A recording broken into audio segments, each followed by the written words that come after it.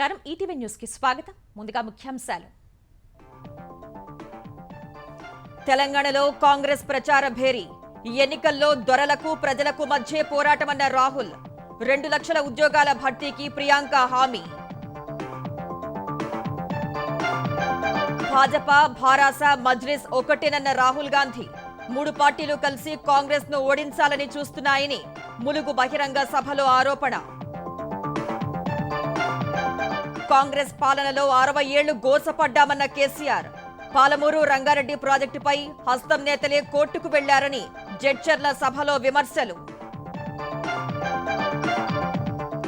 వచ్చే వారం నుంచి ప్రజాక్షేత్రంలోకి భువనేశ్వరి నిజం గెలవాలనే పేరుతో పర్యటనలు భవిష్యత్తు గ్యారంటీ కార్యక్రమం చేపట్టనున్న లోకేష్ రుషికొండలో సీఎం క్యాంప్ ఆఫీస్ నిర్మాణాన్ని సవాల్ చేస్తూ సుప్రీంకోర్టులో పిటిషన్ ఎన్జీటీ హైకోర్టు ఆదేశాలను ఉల్లంఘించారంటూ వ్యాజ్యం ఏపీలో బీసీ కుల గణనకు ప్రభుత్వ నిర్ణయం నవంబర్ 15 నుంచి ప్రక్రియ సచివాలయ ఉద్యోగులు వాలంటీర్లతో చేపడతామన్న మంత్రి కేంద్ర ప్రభుత్వ ఉద్యోగులకు డిఏ 4% పెంపు ఈ ఏడాది జూలై 1 నుంచే వర్తింపునకు కేబినెట్ నిర్ణయం గోధుమ కందుల మద్దతు ధరలు పెంపు ఇజ్రాయెల్లో జో బైడెన్ పర్యటన హమాస్ మిలిటెంట్లు ఐసిస్ కంటే ప్రమాదకరమని వ్యాఖ్య గాజాలో ఆసుపత్రిపై దాడి వారి పనేనని అనుమానం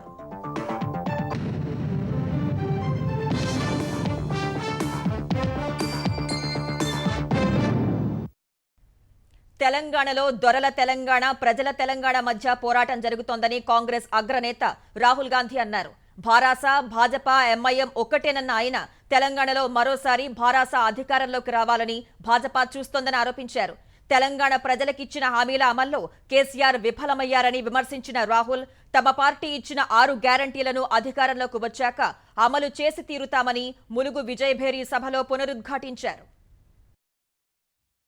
తెలంగాణ అసెంబ్లీ ఎన్నికల కోసం కాంగ్రెస్ పార్టీ ప్రచార శంఖం పూరించింది. ఆ పార్టీ అగ్రనేతలు రాహుల్ గాంధీ, ప్రియాంక గాంధీ 3 రోజుల యాత్రను ప్రారంభించారు. మొదట హైదరాబాద్ చేరుకుని అక్కడ్నుంచి ములుగు జిల్లాలోని రామప్ప ఆలయానికి వెళ్లారు. అక్కడ ప్రత్యేక పూజలు నిర్వహించి ఆలయ విశిష్టతను తెలుసుకున్నారు. తర్వాత బస్సు యాత్ర చేపట్టిన నేతలు ములుగులో ఏర్పాటు చేసిన బహిరంగ సభకు చేరుకుని ప్రసంగించారు. తెలంగాణ ప్రజల ఆకాంక్షలు నెరవేర్చేందుకు సోనియా గాంధీ ప్రత్యేక రాష్ట్రాన్ని ఏర్పాటు చేశారన్న ప్రియాంక భారత సర్కారు వాటిని నెరవేర్చడంలో విఫలమైందని విమర్శించారు. आज परिस्थिति ये है कि 40 लाख युवा बेरोजगार हैं। बीआरएस ने वादा किया था कि हर परिवार को एक नौकरी दिलवाई जाएगी। आज लाखों पद खाली हैं, लेकिन नौकरियां नहीं दी गई हैं। और स्थिति ये है कि भर्तियों में भी भ्रष्टाचार है। एक बच्ची ने आत्महत्या की और उस पर भी सवाल उठाया गया कि उसने एप्लीकेशन ही नहीं भरा था। ये परिस्थितियां हैं जो युवाओं का दर्द है उसे समझने और सुलझाने के बजाय उन पर उंगलियां उठाई जाती हैं। इसलिए युवाओं के लिए हमारी जो गारंटी है उसमें हमने कहा है कि तेलंगाना आंदोलन के शहीदों के परिवार को एक सरकारी नौकरी दिलवाएंगे, 25,000 रुपये पेंशन मिलेगा, 2 लाख खाली सरकारी पद हैं उनको हम 1 साल के अंदर अंदर भरेंगे और बेरोजगार युवाओं को 4,000 रुपए प्रति माह बेरोजगारी का भत्ता मिलेगा. భారత సర్కారు యువత గిరిజనులకు ఇచ్చిన హామీలను గాలికొదిలేసిందని రాహుల్ ఆరోపించారు. తెలంగాణ కోసం కాంగ్రెస్ పార్టీ 6 గ్యారంటీలను ప్రకటించినట్లు వాటిని మరోసారి గుర్తు చేసిన ఆయన అధికారంలోకి రాగానే తప్పకుండా అమలు చేస్తామని హామీ ఇచ్చారు. जो भी हम कहते हैं वो हम करके दिखाते हैं. राजस्थान में हमने मुफ्त में इलाज करने का वायदा किया था. 25 लाख रुपए मुफ्त में हर व्यक्ति को इलाज किया जाता है. छत्तीसगढ़ में हमने किसानों से कर्जा माफी का वायदा किया, वो वायदा पूरा किया. किसानों से हमने कहा कि 2,500 रुपए में हम उनको धान खरीदवाएंगे. आज देश में धान के लिए सबसे ज्यादा पैसा छत्तीसगढ़ के किसानों को मिलता है. कर्नाटक में हमने 5 गारंटी का वायदा किया. पहले दिन हमारी कैबिनेट ने वो गारंटी पूरी कर दी. जो हमने कहा हमने करा और जो आज मैंने कहा है उसको हम पूरा करके दिखाएंगे. आपका यहाँ हर साल त्योहार होता है, इसको हम నేషనల్ त्योहार घोषित करेंगे. ఇదే సమయంలో భారాస భాజపాలపై రాహుల్ గాంధీ విమర్శలు గుప్పించారు. तेलंगाना में बीआरएस और कांग्रेस पार्टी के बीच में चुनाव हो रहा है. बीजेपी को हमने परे कर दिया है, हरा दिया है। मगर एक बात याद रखिए, बीजेपी चाहती है कि बीआरएस तेलंगाना में जीते। ये दोनों एक साथ काम कर रहे हैं और इनके साथ एमआईएम भी मिली हुई है। ये तीनों पार्टियां एक साथ काम कर रही हैं, कांग्रेस पार्टी को हराने की कोशिश कर रही हैं। और इसका सबसे बड़ा सबूत यह है कि आपके चीफ मिनिस्टर पर ना कोई सीबीआई की इंक्वायरी है, ना कोई ईडी की इंक्वायरी है, ना कोई इनकम टैक्स डिपार्टमेंट की इंक्वायरी है। विपक्ष के सब नेताओं पर केस लगे हुए हैं, मेरे ऊपर 24 केस लगाए हुए हैं, मगर आपके चीफ मिनिस्टर पे कोई केस नहीं, कुछ नहीं। आप अगर बीआरएस को वोट देंगे तो आपका वोट बीजेपी को वोट होगा। రాహుల్, ప్రియాంక గాంధీ గురు శుక్రవారాల్లోనూ తెలంగాణలోని పలు జిల్లాల్లో పర్యటించనున్నారు. 3 నెలల్లో పాలమూరు ఎత్తిపోతలను పూర్తి చేసి ఉమ్మడి మహబూబ్ నగర్ ను సస్యశ్యామలం చేస్తామని సీఎం కేసీఆర్ హామీ ఇచ్చారు. గతంలో చేసిన చిన్న పొరపాటు కారణంగా 60 ఏళ్లు గోసపడ్డామన్న కేసీఆర్ మరోసారి అలాంటి తప్పు చేయొద్దని విజ్ఞప్తి చేశారు. కాంగ్రెస్ వాళ్లు వస్తే కరెంటు ఉండదని హెచ్చరించారు. జడ్చర్ల మేడ్చల్ ప్రజా ఆశీర్వాద సభల్లో పాల్గొన్న ముఖ్యమంత్రి కేసీఆర్ వచ్చే ఎన్నికలకు భారాస మేనిఫెస్టోను వివరిస్తూనే కాంగ్రెస్ ను లక్ష్యం చేసుకుని విమర్శలు గుప్పించారు. మొదట జడ్చర్ల సభకు హాజరైన కేసీఆర్ గతంలో చేసిన పొరపాటు వల్ల 60 ఏళ్లలో ఎంతో గోసపడ్డామని గుర్తు చేశారు. పాలమూరు రంగారెడ్డి ప్రాజెక్టుకు గతంలో జూరాల నుంచి నీటిని తీసుకోవాలనే ప్రతిపాదన చేశారని, ఆ ప్రతిపాదన వల్ల తెలంగాణకు పెద్దగా ప్రయోజనం ఉండదని వివరించారు. ఈ విషయాన్ని గ్రహించే తాను పాలమూరు రంగారెడ్డి ప్రాజెక్టుకు శ్రీశైలం నుంచి నీటిని తీసుకోవాలని నిర్ణయించినట్టు చెప్పారు. ఇప్పుడు ఆ ప్రాజెక్టు 90% పూర్తయిందని, త్వరలోనే నీటిని పొలాల్లో పారిస్తామని చెప్పారు. నేను ఒక్కటే మాట మీకు చెప్తా ఉన్నా, జూరాల అనేది బెత్తడి ప్రాజెక్టు. దానిలో నీళ్లు ఉండేదే 9 టీఎంసీలు 10 టీఎంసీలు. మనం తీసుకునేది 2 టీఎంసీలు ఒక దినానికి. అంటే 2 టీఎంసీలు గుంజితే 3 రోజులకు అది కథం అయిపోతుంది. మళ్ళీ తర్వాత నీళ్ళు ఎక్కడి నుంచి తీసుకోవాలా? అంటే తెలంగాణను మళ్ళొక్కసారి గోల్మాల్ చేయడానికి ఆంధ్ర ముఖ్యమంత్రులు జూరాల నుంచి సోర్స్ అని పెట్టినారు. నేను చెప్పిన దాన్ని ఎందుకు తీసుకుంటాం నాకు అర్థం కాదు. శ్రీశైలం మన అయ్యే జాగీరా, దాని మన పైసలు ఇవ్వా, బాజాప్తా శ్రీశైలం నుంచే తీసుకోవాలని చెప్పి నేను అధికారులందరికి చెప్పి పాలమూరు ఎత్తిపోతల పథకం యొక్క సోర్సును జూరాల నుంచి శ్రీశైలంకు మార్చినాం. మొండి పట్టుతో పోయినాం. ఆ రిజర్వాయర్లన్నీ కంప్లీట్ అయిపోయినాయి. మోటార్లన్నీ బిగిస్తా ఉన్నారు. రాబోయే 3-4 నెలలలో ఈ అన్ని రిజర్వాయర్లలో కూడా బ్రహ్మాండమైన నీళ్లు మన కళ్ళ చూడబోతా ఉన్నాం. పాలమూరు కరువు అనేది పోతది. అనంతరం మేడ్చల్ సభలో పాల్గొన్న సీఎం భారాస మేనిఫెస్టోలో చెప్పిన దశలవారీగా పింఛన్లు, రైతు బంధు పెంపు, 93 లక్షల మందికి బీమా, మహిళలకు జీవన భృతి ఇస్తామని గుర్తు చేశారు. 10 ఏళ్లలో రాష్ట్రాన్ని అన్ని రంగాల్లో దేశానికే ఆదర్శంగా తీర్చిదిద్దామని, ఈ రాష్ట్రాన్ని మళ్లీ కాంగ్రెస్ కు అప్పగించి ఆగం కావద్దని సూచించారు. మనం గెలిచిన తర్వాత తెలంగాణ రాష్ట్రాన్ని అనేక రంగాలలో నంబర్ 1గా మనం చేసుకోగలిగినాం. తలసరి ఆదాయంలో దేశంలోనే తెలంగాణ నంబర్ 1. తలసరి విద్యుత్ వినియోగంలో తెలంగాణ నంబర్ 1. తాగునీటి రంగంలో దేశానికే ఈరోజు తలమానికంగా ఆదర్శంగా మన తెలంగాణ రాష్ట్రం ఉంది. ఒక ఆదర్శవంతమైన రాష్ట్రంగా, దారి చూసే రాష్ట్రంగా మనం ముందుకు పోతా ఉన్నాం. ఇలా మళ్ళీ వాళ్ళ చేతిలో పడితే మళ్ళీ కరెంటు బాధలు తప్పై, పరిశ్రమలు బంద్ అయితే అన్ని ప్రాంతాలు మళ్ళీ దెబ్బతినే ప్రమాదం ఉంటుంది. కాబట్టి మీరందరూ కూడా దయచేసి ఆలోచన చేసి బీఆర్ఎస్ పార్టీకి అండదండగా ఉండాలని నేను మనవి చేస్తా ఉన్నా. మత సామరస్యానికి ప్రతీకగా ఉన్న తెలంగాణను వేరే వాళ్ల చేతిలో పెట్టి ఇబ్బందులు కొని తెచ్చుకోవద్దని కేసీఆర్ కోరారు. అంతకుముందు ప్రవళిక మరణాన్ని విపక్షాలు రాజకీయానికి వాడుకుంటున్నాయని భారాస కార్యనిర్వాహక అధ్యక్షుడు మంత్రి కేటీఆర్ ఆరోపించారు. ఓ వ్యక్తి వేధించడం వల్లే ఆ అమ్మాయి చనిపోయినట్లు ఆమె తల్లిదండ్రులు తనను కలిసి వివరించారని కేటీఆర్ వెల్లడించారు. ఆ కుటుంబాన్ని అన్ని విధాలుగా ఆదుకుంటామని హామీ ఇచ్చినట్లు కరీంనగర్లో ప్రజా ఆశీర్వాద సభలో తెలిపారు. నిరుద్యోగులు అధైర్యపడద్దన్న కేటీఆర్ అవసరమైతే టీఎస్పీఎస్సీని ప్రక్షాళన చేసి ఉద్యోగాలు భర్తీ చేపడతామన్నారు. కాంగ్రెస్ ఓటు ఢిల్లీకి, భాజపాకు ఓటు వేస్తే గుజరాత్కు పోతుందని విమర్శించారు. మనోళ్లు ఒక్కసారి తప్పు చేస్తే తెలంగాణ తెచ్చుకోవడానికి 58 ఏళ్లు పట్టిందన్న కేటీఆర్ మళ్లీ విపక్షాలను గెలిపిస్తే 50 ఏళ్లు వెనక్కిపోతుందని పేర్కొన్నారు. రాహుల్ గాంధీ వస్తాడు, ప్రియాంక గాంధీ వస్తుంది, బీజేపీ ఇంకెవరో దిగుతారు, రెచ్చగొట్టే ప్రయత్నం చేస్తారు. ఒక్క విషయం గుర్తుపెట్టుకోండి, 9.5 ఏళ్లలో 2,20,000 ఉద్యోగాల భర్తీకి శ్రీకారం చుట్టింది కేసీఆర్ ప్రభుత్వం. అందులో 1,30,000 ఉద్యోగాలు భర్తీ చేసినాం. మిగతాయి కూడా భర్తీ చేస్తాం. జాబ్ క్యాలెండర్ ప్రకటిస్తాం. తప్పకుండా ఏ సంవత్సరానికి ఆ సంవత్సరం పూర్తి స్థాయిలో పటిష్టంగా టీఎస్పీఎస్సీ ద్వారా ఆ బోర్డును కూడా అవసరమైతే ప్రక్షాళన చేసి మా తెలంగాణ యువత, గవర్నమెంట్ జాబులు కోరుకుంటున్న యువతకు కూడా న్యాయం చేస్తాం. మా మీద విశ్వాసం ఉంచండి. యువతను వెన్నుపోటు పొడిచిన చరిత్ర కేసీఆర్దైతే తెలంగాణ వెనుకబాటుకు కారణం కాంగ్రెస్ పార్టీ అని భాజపా తెలంగాణ అధ్యక్షుడు కిషన్ రెడ్డి అన్నారు. పెద్దపల్లి జిల్లా పాలకుర్తి జెడ్పీటీసీ సంధ్యారాణితో పాటు పలువురు భారాస నాయకుల్ని ఆయన భాజపాలోకి ఆహ్వానించారు. భారాస కాంగ్రెస్ అమలు కాని హామీలు ఇచ్చి మళ్లీ ప్రజల్ని మభ్యపెట్టే ప్రయత్నం చేస్తున్నాయని కిషన్ రెడ్డి మండిపడ్డారు. కుటుంబ పార్టీల పాలన వల్ల దేశానికి రాష్ట్రానికి నష్టం జరుగుతోందని విమర్శించారు. పార్టీలు కూడా డబ్బుల ఆధారంగా తెలంగాణలో రాజకీయం చేయాలనుకుంటున్నారు. కానీ భారతీయ జనతా పార్టీ గత 9.5 సంవత్సరాలుగా నరేంద్ర మోడీ గారి నాయకత్వంలో దేశం కోసం, దేశ ప్రజల కోసం, దేశ గౌరవం కోసం, బలైన వర్గాల కోసం ఏ రకంగా మేము పనిచేశామో ప్రజల యొక్క మద్దతు కూడగట్టేటువంటి ప్రయత్నం చేస్తా ఉన్నాం. నాకు పూర్తి విశ్వాసం ఉంది. రానున్నటువంటి రోజుల్లో జాతీయ నాయకత్వం అంతా కూడా రాష్ట్రంలో పర్యటిస్తాం. మేము చేసినటువంటి మంచి పనులను ప్రజలకు వివరిస్తాం. ప్రజల మద్దతు కూడగడతాం. నవంబర్ 30 తేదీన జరిగినటువంటి ఎన్నికల్లో భారీ మెజార్టీతో బీజేపీ జెండా ఎగరేస్తాం. ఒక నిజమైనటువంటి సకల జల్లుల తెలంగాణ ఇక్కడ సాధిస్తాం.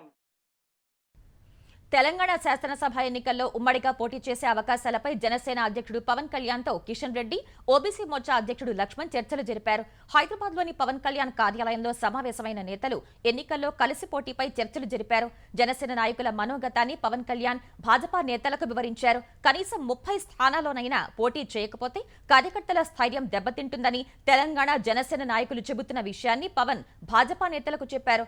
ఉమ్మడి పోటీపై 1-2 రోజుల్లో స్పష్టత వచ్చే అవకాశం ఉంది. అమరావతి రింగ్ రోడ్ కేసులో తెలుగుదేశం అధినేత చంద్రబాబు వేసిన ముందస్తు బెయిల్ పిటిషన్పై విచారణను హైకోర్టు నవంబర్ 7కు వాయిదా వేసింది. చంద్రబాబు పిటిషన్పై ఇవాళ విచారణ జరిపిన హైకోర్టు సుప్రీంకోర్టులో క్వాష్ పిటిషన్ పెండింగ్ లో ఉన్నందున కేసుని వాయిదా వేశారు. ఇన్నర్ రింగ్ రోడ్ కేసులో ఏపీసీఐడీ అధికారులు చంద్రబాబు పీటీ వారెంట్ కోసం ఏసీబీ కోర్టులో దాఖలు చేసిన పిటిషన్ విచారణపై ఇచ్చిన స్టేను కూడా హైకోర్టు నవంబర్ 7 వరకు పొడిగించింది. అటు ఫైబర్ నెట్ కేసులో చంద్రబాబు పీటీ వారెంట్ పై విచారణను ఏసీబీ కోర్టు ఈ నెల 20కి వాయిదా వేసింది. ఫైబర్ నెట్ కేసులో చంద్రబాబు వేసిన ముందస్తు బెయిల్ పిటిషన్ పై సుప్రీంకోర్టులో ఈ నెల 20న విచారణ ఉన్నందున పీటీ వారెంట్ పై విచారణను ఏసీబీ కోర్టు వాయిదా వేసింది. నిజం గెలవాలి పేరుతో తెలుగుదేశం అధినేత చంద్రబాబు సతీమణి నారా భువనేశ్వరి ప్రజాక్షేత్రంలోకి వెళ్లనున్నారు. ఆంధ్రప్రదేశ్లో వరుస పార్టీ కార్యక్రమాల నిర్వహణకు అధిష్టానం తీసుకున్న నిర్ణయం మేరకు ఆమె వచ్చే వారం నుంచి పలు ప్రాంతాల్లో పర్యటించనున్నారు. చంద్రబాబు అరెస్టు తర్వాత ఆవేదనతో మృతి చెందిన కుటుంబాలను ఆమె పరామర్శిస్తారు. వారానికి కనీసం 2-3 చోట్ల భువనేశ్వరి పర్యటన ఉండేలా ప్రణాళిక సిద్ధం చేశారు. చంద్రబాబు అరెస్టుతో ఆగిన భవిష్యత్తుకు గ్యారంటీ కార్యక్రమాన్ని తిరిగి ప్రారంభించాలని నిర్ణయించారు. భవిష్యత్తు గ్యారంటీ కార్యక్రమానికి చంద్రబాబు స్థానంలో నారా లోకేష్ జనంలోకి వెళ్లనున్నారు. చంద్రబాబు అరెస్టుతో యువగళం పాదయాత్రకు విరామం ఇచ్చిన లోకేష్ ఆయన జైలు నుంచి తిరిగి రాగానే పాదయాత్ర కొనసాగిస్తారు. పార్టీ కార్యక్రమాలపై నిర్వహణ సమీక్షపై 4-5 రోజుల్లో పార్టీ విస్తృత స్థాయి సమావేశం నిర్వహించనున్నారు.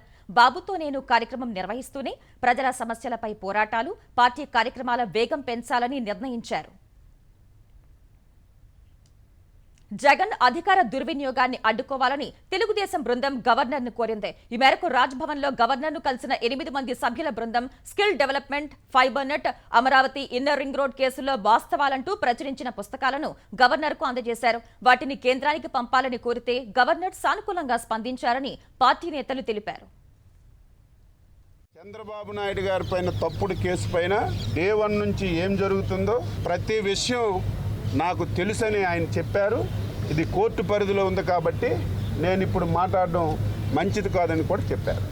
ఒక ఎగ్జిక్యూటివ్ హెడ్గా ఉండి ప్రతిపక్షాల మీద గౌరవం లేకుండా, రాజ్యాంగం మీద గౌరవం లేకుండా ఈ విధంగా బిహేవ్ చేస్తున్నప్పుడు, ఒక రాజకీయమే ప్రధానమైనటువంటి ధ్యేయంగా పెట్టుకుని చేస్తున్నప్పుడు, అది బీయింగ్ ఏ కాన్స్టిట్యూషనల్ హెడ్ ఆయన్ని రిప్రజెంట్ చేశాం. ఆయన గవర్నర్ గారు చెప్పింది I will look into it, తప్పకుండా ఎగ్జామిన్ చేసి నేను చేయగలిగిందంతా చేస్తానని చెప్పాను. స్కిల్ డెవలప్మెంట్ కేసులో చంద్రబాబు క్వాష్ పిటిషన్ పై సుప్రీంకోర్టు ఈ నెల 20న తీర్పు వెలువరించనున్న వేళ ప్రభుత్వ సలహాదారు సజ్జల రామకృష్ణారెడ్డి, అదనపు అడ్వకేట్ జనరల్ డీజీపీతో సీఎం జగన్ సమావేశం నిర్వహించడం చర్చనీయాంశమైంది. సుప్రీంకోర్టులో తీర్పు ఎలా వచ్చే అవకాశం ఉంది అనే అంశంపై సుప్రీంకోర్టు న్యాయవాదులు తెలిపిన అభిప్రాయాలను సీఎం తెలుసుకున్నట్టు తెలిసిందే. తీర్పు ఎలా వచ్చినా అందుకు తగ్గట్లుగా అప్రమత్తంగా ఉండాలని డీజీపీని సీఎం ఆదేశించారు. అటు వేర్వేరు కోర్టులు విచారణ జరుపుతున్న skill development, AP fibre net, రాజధాని ఇన్నర్ రింగ్ రోడ్ కేసుల వ్యవహారంపై చర్చించారు. ఆయా కేసుల విషయంలో అనుసరించే వ్యూహంపై డీజీపీ, ఏఏజీకి దిశానిర్దేశం చేశారు. పోలీసు శాఖలో ఈ చలాన్ల నగదు వసూళ్లలో అక్రమాలపై డీజీపీని సీఎం ఆరా తీసినట్లు తెలిసిందే. ఈ చలాన్లలో మాజీ డీజీపీ బంధువు 40 కోట్లు కొల్లగొట్టిన వ్యవహారంపై వివరణ అడిగిన సీఎం ప్రభుత్వ పరంగా తీసుకోవాల్సిన చర్యలపై దిశానిర్దేశం చేసినట్లు తెలిసింది. తెలుగు రాష్ట్రాల మధ్య కృష్ణా జలాల పంపిణీ వివాదంపై బ్రిజేష్ కుమార్ ట్రైబ్యునల్ విచారణ ప్రారంభమైంది. 2 రాష్ట్రాల మధ్య నీటి పంపకాల విషయంలో పూర్తిస్థాయి విచారణ జరిపి తగిన ఆదేశాలు ఇవ్వాలని ఈ నెల 6న కేంద్ర ప్రభుత్వం జారీ చేసిన నోటిఫికేషన్ మేరకు ట్రైబ్యునల్ విచారణ చేపట్టింది. అయితే నోటిఫికేషన్పై అధ్యయనం చేయాల్సి ఉందన్న ఆంధ్రప్రదేశ్ ప్రభుత్వం అందుకు అవకాశం ఇవ్వాలని కోరింది. ఏపీ ప్రభుత్వ విజ్ఞప్తిని తోసిపుచ్చిన తెలంగాణ ప్రభుత్వం నీటి పంపకాలపై వెంటనే విచారణ చేపట్టాలని ట్రైబ్యునల్ను కోరింది. అయితే ఆంధ్రప్రదేశ్ ప్రభుత్వ విజ్ఞప్తి మేరకు తదుపరి విచారణను ట్రైబ్యునల్ వాయిదా వేసింది. నవంబర్ 15 లోపు కేంద్ర ప్రభుత్వం విడుదల చేసిన నోటిఫికేషన్పై అభిప్రాయం చెప్పాలని ఆంధ్రప్రదేశ్ ప్రభుత్వాన్ని ఆదేశించింది. తదుపరి విచారణ నవంబర్ 22, 23 తేదీల్లో చేపట్టనుంది. విశాఖ రుషికొండలో సీఎం క్యాంప్ ఆఫీస్ నిర్మాణంపై సుప్రీంకోర్టులో రిట్ పిటిషన్ దాఖలైంది. సుప్రీంకోర్టు ఆదేశాలను ఉల్లంఘించి సీఎం క్యాంప్ ఆఫీస్ నిర్మించారని పిటిషనర్ తన వ్యాజ్యంలో పేర్కొన్నారు. కోస్టల్ రెగ్యులేటరీ జోన్ మార్గదర్శకాలకు విరుద్ధంగా నిర్మించారంటూ లింగమనేని శివరాం ప్రసాద్ ఈ పిటిషన్ వేశారు. కోస్టల్ రెగ్యులేటరీ జోన్ కు సంబంధించి జాతీయ హరిత ట్రైబ్యునల్లో కేసు విచారణ జరుగుతుండగానే ఆంధ్రప్రదేశ్ హైకోర్టు ఆదేశాలను కూడా ఉల్లంఘించి రుషికొండపై సీఎం క్యాంప్ కార్యాలయం, విశాఖలో సీనియర్ అధికారుల కార్యాలయాల ఏర్పాటుకు ఏపీ సర్కార్ ఈ నెల 11న ఇచ్చిన 2015 నంబర్ జీవోను రద్దు చేయాలని శివరాం ప్రసాద్ తన పిటిషన్లో కోరారు. రాజ్యాంగంలోని 21, 48 అధికరణలను ఉల్లంఘిస్తూ ఏపీ ప్రభుత్వం చేపట్టిన చర్యలు నిలువరించాలని కోరారు. ఎన్జీటీ ఏపీ హైకోర్టులో రుషికొండపై చేపట్టిన రిసార్ట్ నిర్మాణంపై దాఖలైన కేసులు పరిష్కారం అయ్యే వరకు అక్కడ ఏ విధమైన నిర్మాణాలు, ప్రారంభ కార్యక్రమాలు జరగకుండా వెంటనే ఉత్తర్వులు ఇవ్వాలని కోరారు. ఆంధ్రప్రదేశ్ హైకోర్టుకు 4 అదనపు జడ్జీలు నియమిస్తూ రాష్ట్రపతి ద్రౌపది ముర్ము ఉత్తర్వులు జారీ చేశారు. అదనపు జడ్జీలుగా నూనెపల్లి హరినాథ్, మండవ కిరణ్మయి, జగడం సుమతి, న్యాపతి విజయ్ పేర్లను కొలీజియం సిఫారసు చేయగా వారిని ఏపీ హైకోర్టు న్యాయమూర్తులుగా నియమిస్తూ రాష్ట్రపతి ఉత్తర్వులు ఇచ్చారు. ఇందులో నూనెపల్లి హరినాథ్ ఉమ్మడి కర్నూలు జిల్లా ప్రాతకోట గ్రామం కాగా ప్రస్తుతం ఏపీ హైకోర్టులో డిప్యూటీ సొలిసిటర్ జనరల్ గా సేవలందిస్తున్నారు. ఉమ్మడి కృష్ణా జిల్లా కూచిపూడికి చెందిన కిరణ్మయి మండవ 2003లో ఆదాయ పన్ను శాఖ తరపున హైకోర్టులో జూనియర్ స్టాండింగ్ కౌన్సిల్ గా, తర్వాత సీనియర్ స్టాండింగ్ కౌన్సిల్ గా సేవలందించారు. 14 ఏళ్లు ఆదాయ పన్ను శాఖ తరపున స్టాండింగ్ కౌన్సిల్ గా పనిచేశారు. కోనసీమ జిల్లా ఐపోలవరం మండలం పండువారిపేటకు చెందిన సుమతి జగడం 2020 జూన్ నుంచి ఏపీ హైకోర్టులో ప్రభుత్వ న్యాయవాదిగా పనిచేస్తున్నారు. న్యాపతి విజయ్ స్వస్థలం రాజమహేంద్రవరం కాగా 1997లో ఆంధ్ర యూనివర్సిటీ నుంచి పట్టా పొందారు. 2012 నుంచి స్వతంత్ర ప్రాక్టీస్ చేస్తున్నారు. సివిల్, క్రిమినల్, రెవెన్యూ, ట్యాక్స్ అంశాల్లో పట్టు కలిగిన ఆయన హైకోర్టు కేంద్ర పరిపాలనా ట్రైబ్యునళ్లలో పలు కేసుల్లో వాదనలు వినిపించారు. ఆంధ్రప్రదేశ్లో బీసీ కుల గణన చేపట్టాలని ప్రభుత్వం నిర్ణయించింది. గ్రామ వార్డు సచివాలయ ఉద్యోగులు, వాలంటీర్ల సహకారంతో నవంబర్ 15 నుంచి ప్రక్రియ చేపడతామని మంత్రి చెల్లుబోయిన వేణుగోపాల్ ప్రకటించారు. వెనకబడిన వర్గాల లెక్కలు తేల్చేందుకు సంక్షేమ శాఖల ఉన్నతాధికారులతో కమిటీ నియమించినట్లు వెల్లడించారు. కుల గణనపై అవగాహన కోసం సమావేశాలు నిర్వహిస్తామని మంత్రి చెప్పారు. నవంబర్ 15వ తారీఖు నుండి ఒక 1 వీక్ అటులో ఈ కులగణన ప్రక్రియ ప్రారంభం కాబోవటం అనేటువంటిది బీసీ సంక్షేమ శాఖ మంత్రిగా ఇది నాకు జగన్మోహన్ రెడ్డి గారు ఇచ్చినటువంటి వరంగా భావిస్తున్నాను. దీని కొరకు కింది స్థాయిలో బీసీ సమస్యల మీద ఎప్పటికప్పుడు సమాచార సేకరణ చేసినటువంటి బీసీ వర్గాల్లో ఉన్నటువంటి అనేక కులాల వారి యొక్క సలహా సూచనలు కూడా తీసుకోవడానికి ఒక ఈమెయిల్ అడ్రస్ని రాష్ట్ర ప్రభుత్వం క్రియేట్ చేస్తుంది. విశాఖపట్నం, రాజమండ్రి, విజయవాడ, కర్నూలు, తిరుపతి పట్టణాల్లో రౌండ్ టేబుల్ సమావేశాలు ఈ బీసీ సంఘాల వారి యొక్క సలహాలు, సూచనలు స్వీకరించడానికి ప్రభుత్వం తరఫున వెసులుబాటు కల్పిస్తున్నాం. విద్యుత్ ఛార్జీల పెంపు విషయంలో జగన్ ప్రభుత్వానికి ఈఆర్సీ సహకరిస్తోందని తెలుగుదేశం సీనియర్ నేత ధూళిపాళ్ల నరేంద్ర ఆరోపించారు. ప్రజలపై విద్యుత్ భారం మోపే పాపంలో ఈఆర్సీ కూడా భాగస్వామిగా మారిందని ధ్వజమెత్తారు. జగన్ హయాంలో విద్యుత్ దోపిడీ 58,000 కోట్ల మేర జరిగిందని మండిపడ్డారు. ప్రజలపై విద్యుత్ భారాన్ని తగ్గించేలా ఈఆర్సీ ఎందుకు వ్యవహరించడం లేదని ప్రశ్నించారు. అసలు ఈఆర్సీ పవర్ హాలిడే ప్రకటించడం ఏంటని నిలదీశారు. జగన్ అధికారంలోకి వచ్చాక రకరకాల పేర్లతో 8 సార్లు విద్యుత్ ఛార్జీలు పెంచారని దుయ్యబట్టారు. చంద్రబాబు నాయుడు గారేమో 5 సంవత్సరాల్లో 1 పైసా పెంచలా. అదే జగన్మోహన్ రెడ్డి ఈ రోజు వరకు 20,000 కోట్ల రూపాయల భారాన్ని సామాన్యుల మీద వేశారని చెప్పి నేను తెలియజేస్తా ఉన్నా. ఈ రాష్ట్రంలో ఎక్కడైనా ఒక సామాన్యుడి ఇంటి బిల్లు తీసుకోండి, గతంలోకి ఇవాళకి దాదాపు ఆ పేదల మీద 50% ఛార్జీలు పెరిగినాయి. జగన్మోహన్ రెడ్డి ముఖ్యమంత్రి అయిన దగ్గర నుండి వందల పరిశ్రమలు మూతబడినాయి. సంవత్సరానికి 3 కోట్ల రూపాయల భారం మీరు పెంచిన విద్యుత్ ఛార్జీల వల్ల ఒక పరిశ్రమ మీద పడితే ఈ రాష్ట్రంలో పరిశ్రమలు ఎలా బతుకుతాయి అని చెప్పి నేను ప్రశ్నిస్తా ఉన్నా. మార్గదర్శి సంస్థ చైర్మన్ ఎండీలపై సిఐడి నమోదు చేసిన కేసును కొట్టివేయాలంటూ దాఖలు చేసిన క్వాష్ పిటిషన్పై విచారణను హైకోర్టు 8 వారాలకు వాయిదా వేసింది. ఈ కేసులో తదనంతర చర్యలపై స్టే ఇచ్చింది. క్వాష్ పిటిషన్పై కౌంటర్ వేయాలని సిఐడిని ఆదేశించిన హైకోర్టు తదుపరి విచారణ డిసెంబర్ 6కు వాయిదా వేసింది. ఈ పిటిషన్పై విచారణలో 6 ఏళ్ల క్రితం షేర్ల బదలాయింపు జరిగితే ఇప్పుడు ఫిర్యాదు ఇచ్చారని పిటిషనర్ కోర్టుకు తెలిపారు. ఈ షేర్ల బదలాయింపు నిబంధనలు అనుసరించే జరిగిందని పిటిషనర్ న్యాయవాది కోర్టుకు తెలిపారు. ఈ వాదనలు విన్న కోర్టు వివిధ అంశాలపై సిఐడికి ప్రశ్నలు వేసింది. పరిధిలో లేకున్నా కేసు ఎందుకు నమోదు చేశారని, ఈ కేసుకి చిట్ ఫండ్ కేసుకు సంబంధం ఏమిటని నిలదీసింది. షేర్ల బదలాయింపు హైదరాబాద్ లో జరిగితే ఇక్కడ కేసు ఎలా నమోదు చేశారన్న కోర్టు ఇవాళే ఆర్డర్ ఇస్తానని తెలిపింది. ఈ దశలో ఆర్డర్ ఇవ్వద్దని కౌంటర్ దాఖలు చేస్తామని సిఐడి కోర్టుకు తెలిపింది. ఈ విజ్ఞప్తిపై స్పందించిన కోర్టు విచారణను 8 వారాలకు వాయిదా వేసింది. కౌంటర్ దాఖలు చేయాలని యూరిరెడ్డి సిఐడిని ఆదేశించింది. హమాస్ మిలిటెంట్లను ఏరిపారేయడమే లక్ష్యంగా గాజాపై ఇజ్రాయెల్ దాడులు కొనసాగుతున్నాయి. ఇజ్రాయెల్ దాడులతో గాజాలో మరణాల సంఖ్య 3,200 దాటింది. మరో 11,000 మంది గాయపడినట్లు పాలస్తీనా ఆరోగ్య శాఖ వెల్లడించింది. ఇదే సమయంలో గాజా ఆసుపత్రిలో పేలుడు జరిగి 500 మంది అమాయకులు చనిపోయిన ఘటనపై అమెరికా అధ్యక్షుడు జో బైడెన్ తీవ్ర ఆవేదన వ్యక్తం చేశారు. ఆసుపత్రిపై వైమానిక దాడిని ఖండించిన ఐక్యరాజ్య సమితి సెక్రటరీ జనరల్ ఆంటోనియో గుటెరెస్ వైద్య సిబ్బంది, ఆసుపత్రులకు అంతర్జాతీయ మానవతా చట్టం రక్షణ కల్పించిందని, కానీ ఇక్కడ అది అమలు కావటం లేదని ఆవేదన వ్యక్తం చేశారు. అటు ఆసుపత్రి ఘటనపై ఇజ్రాయెల్, హమాస్ పరస్పర ఆరోపణలు చేసుకున్నాయి. ఇజ్రాయెల్ క్షిపణి దాడి వల్లే ఆసుపత్రిలో మారణ హోమం జరిగిందని హమాస్ ఆరోపించింది. ఈ ఆరోపణలను ఖండించిన ఇజ్రాయెల్ ఆసుపత్రి సమీపంలో తాము ఎటువంటి వైమానిక కార్యకలాపాలు నిర్వహించలేదని పేర్కొంది. హమాస్ రాకెట్లే గురితప్పి ఆసుపత్రిపై పడినట్లు వీడియోను సామాజిక మాధ్యమం ఎక్స్ లో ఇజ్రాయెల్ పోస్ట్ చేసింది. తమ ఆయుధాలు చాలా శక్తివంతమైనవని, వాటితో దాడి చేస్తే పెను విధ్వంసం ఉంటుందని వెల్లడించింది.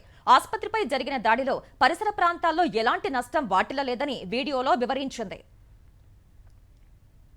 ఇస్లామిక్ స్టేట్ ఉగ్ర సంస్థ ఐసిస్ కంటే అత్యంత దారుణంగా హమాస్ మిలిటెంట్లు దురాగతాలకు పాల్పడ్డారని అమెరికా అధినేత జో బైడెన్ అన్నారు. ఇజ్రాయెల్, హమాస్ మిలిటెంట్ల మధ్య భీకర యుద్ధం సాగుతున్న వేళ అమెరికా అధ్యక్షుడు జో బైడెన్ ఇజ్రాయెల్లో పర్యటించారు. టెల్ అవీవ్లో ఇరు దేశాల అధినేతలు ద్వైపాక్షిక చర్చలు జరిపారు. అనంతరం మాట్లాడిన బైడెన్ హమాస్ కు వ్యతిరేకంగా ఇజ్రాయెల్ చేస్తున్న పోరుకు అమెరికా మద్దతు ఉంటుందన్నారు. సెంట్రల్ గాజాలోని అల్ అహ్లీ ఆసుపత్రిపై జరిగిన దాడిలో 500 మందికి పైగా ప్రాణాలు కోల్పోవటానికి ఇజ్రాయెల్ చేసిన వైమానిక దాడి కారణం కాదని బైడెన్ స్పష్టం చేశారు. ఈ దాడి వెనుక మరో బృందం ఉన్నట్లు కనిపిస్తోందన్నారు. హమాస్ పాలస్తీనా ప్రజలందరికీ ప్రాతినిధ్యం వహించదన్నారు. కేంద్ర ప్రభుత్వ ఉద్యోగులకు డిఏను 4% పెంచుతూ కేంద్ర కేబినెట్ నిర్ణయం తీసుకుంది. ఈ పెంపుతో కేంద్ర ప్రభుత్వ ఉద్యోగులకు ప్రస్తుతం ఇస్తున్న డిఏ 42% నుంచి 46%కి పెరగనుంది. 7వ వేతన సంఘం సిఫార్సుల మేరకు కేంద్ర కేబినెట్ డిఏ పెంపుపై నిర్ణయం తీసుకుంది. కేంద్రం సాధారణంగా ఏడాదికి 2 సార్లు డిఏ పెంచుతుంది. ప్రస్తుత పెంపుతో సుమారు 48.67 లక్షల మంది కేంద్ర ప్రభుత్వ ఉద్యోగులు, 67.95 లక్షల మంది పింఛన్దారులకు ప్రయోజనం కలగనుంది. ఈ పెంపు ప్రస్తుత ఏడాది జూలై 1 నుంచే వర్తిస్తుందని కేంద్రం తెలిపింది. రైల్వే ఉద్యోగులు 2022-2023 ఏడాదికి 78 రోజుల వేతనానికి సమానమైన బోనస్ ఇచ్చేందుకు ఆమోదం తెలిపింది. ఇందుకోసం 1968.87 కోట్ల అవసరమని పేర్కొంది. ఇదే సమయంలో గోధుమలకు మద్దతు ధరను మంత్రివర్గం 2,125 రూపాయల నుంచి 2,275 రూపాయలకు పెంచింది. కందుల మద్దతు ధరను 425 రూపాయలు పెంచింది. ఈ పెంపుతో కందుల మద్దతు ధర 6,425 రూపాయలకు చేరింది. పొద్దుతిరుగుడు గింజల మద్దతు ధరను 5,800 రూపాయలకు పెంచింది.